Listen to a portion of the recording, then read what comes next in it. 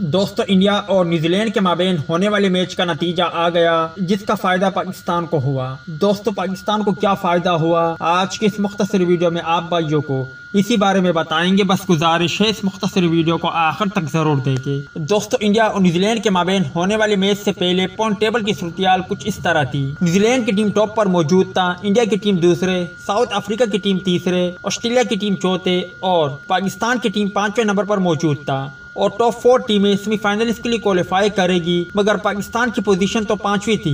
जबकि आज इंडिया और न्यूजीलैंड के माबेन होने वाले मैच में इंडिया की टीम ने कामयाबी हासिल की और इसके साथ इंडिया की टीम पहले, न्यूजीलैंड की टीम दूसरे, साउथ अफ्रीका की टीम तीसरे, ऑस्ट्रेलिया की टीम चौथे और पाकिस्तान की टीम 5वें नंबर पर मौजूद है। दोस्तों, आज के होने वाले मैच में पाकिस्तान को ये फायदा हुआ, टॉप 4 में जो भी टीमें शरीक है वो अगर मैच हारती है और पाकिस्तान टीम अपने मैच जीत जाता है तो यकीनी तौर पर इसका फायदा पाकिस्तान को होगा और पाकिस्तान की टीम फिर टॉप 4 में शामिल हो सकता है। अगर टॉप 4 में जो टीमें हैं वो भी जीते और पाकिस्तान भी जीते तो फिर पाकिस्तान टीम का टॉप 4 में आना बहुत मुश्किल होगा।